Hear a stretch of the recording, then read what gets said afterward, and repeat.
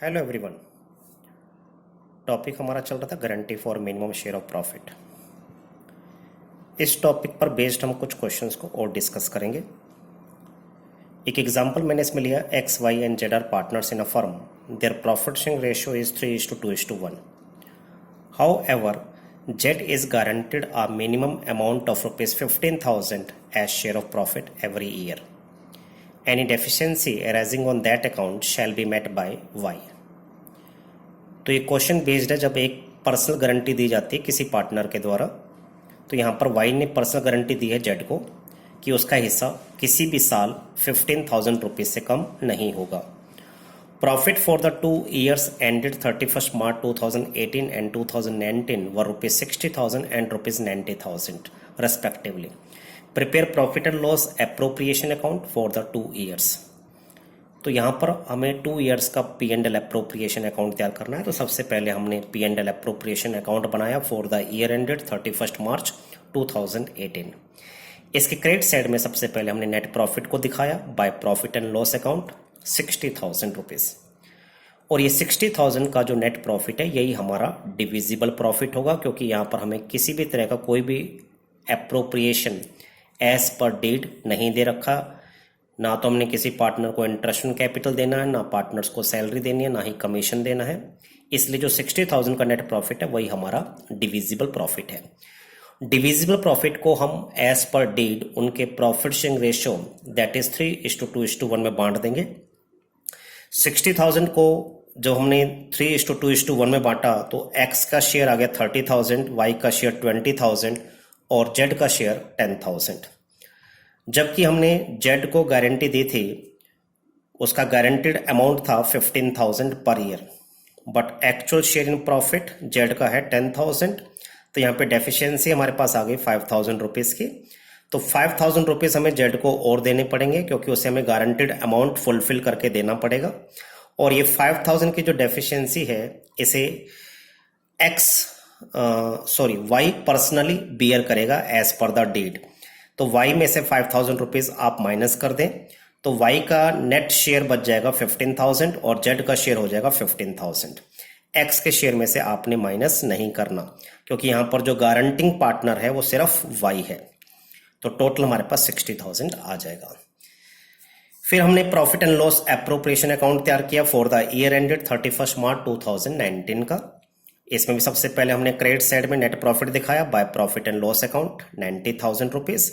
और ये 90,000 का जो नेट प्रॉफिट है यही हमारा डिविजिबल प्रॉफिट है। इसको हमने पार्टनर्स में उनके profit sharing ratio that is 3:2:1 में बांट दिया, जिसमें एक्स का शेयर आ गया 45,000, वाई का शेयर 30,000 और जेड का शेयर 15,000। जेड को हमने गारंटी दी थी for a minimum share of ₹15,000 और उसका एक्चुअल शेयर इन प्रॉफिट भी 15,000 रुपीज है। It means Z is getting equal to the guaranteed amount. तो यहां पर किसी भी तरीके की कोई भी डेफिशिएंसी नहीं है, तो इसलिए हमें कहीं पर भी प्लस माइनस करने की जरूरत नहीं है। एक चीज ध्यान रखना बेटा, अगर किसी भी पार्टनर का actual share in profit guaranteed amount के बराबर आता है या फिर उसका actual share in profit guaranteed amount से ज्यादा आता है, तो उस केस में कोई भी डेफिशिएंसी नहीं होगी। तो वो सिंपली क्वेश्चन आप सॉल्व करेंगे। तो ये क्वेश्चन नंबर हमने एक एग्जांपल के तौर पे हमने ये क्वेश्चन लिया, ये आपको क्लियर हो गया होगा। फिर हम एक एग्जांपल इसमें हम और लेते हैं। A, B and C are partners in a firm sharing profits in the ratio of 3:2:1। C is given guarantee that his share of profit will not be less than ₹12,000 per year. Any deficiency will be borne by A and B in the ratio of 3:1। तो इस question में हमें deficiency को beer करने का एक agreed ratio दे रखा है। मैंने आपको बता रखा है कि अगर डेफिशिएंसी को बियर करने का कोई भी एग्रीड रेशियो क्वेश्चन में ना दे रखा हो तो ऐसे केस में गारंटिंग पार्टनर्स अपने प्रॉफिट शेयरिंग रेशियो में डेफिशिएंसी को बियर करेंगे। बट यहां पर हमें दे रखा है तो हम डेफिशिएंसी को इसी रेशियो में बियर करेंगे। Profit for the year ended हमें दे रखा है 31st March 2020 का 60,000 rupees. Prepare profit and loss appropriation account and show yours working clearly. तो यहाँ पर हमने profit and loss appropriation account तैयार किया फॉर द ईयर एंडेड 31 मार्च 2020, जिसके क्रेडिट साइड में सबसे पहले हमने नेट प्रॉफिट को दिखाया by profit and loss account 60,000 rupees.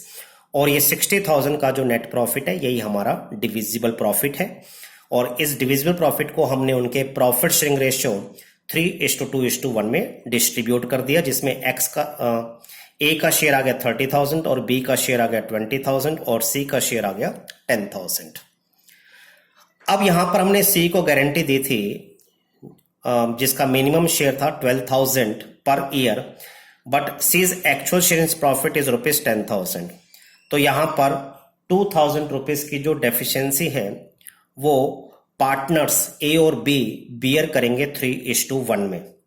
तो डेफिशिएंसी जो 2,000 की थी उसे हमने ए और बी में 3:1 के रेशियो में बांट दिया, जिसमें ए बियर करेगा 2,000 का 3/4 यानी 1,500 रुपीज और बी बियर करेगा 2,000 का 1/4 500 रुपीज। तो 1,500 हमने ए में से माइनस कर दिया, 500 हमने बी में से माइनस कर दिया, और 2,000 रुपीज की जो डेफिशिएंसी थी वो हमने सी में प्लस कर दी, और सी को हमने गारंटेड अमाउंट जो था वो हमने दे दिया। अब ए का नेट शेयर हमारे पास आ गया 28,500, बी का नेट शेयर 19,500 और सी का शेयर हो गया 12,000, और दोनों साइड का टोटल बराबर हो गया। तो इस तरीके से आप गारंटी के क्वेश्चन को सॉल्व करेंगे।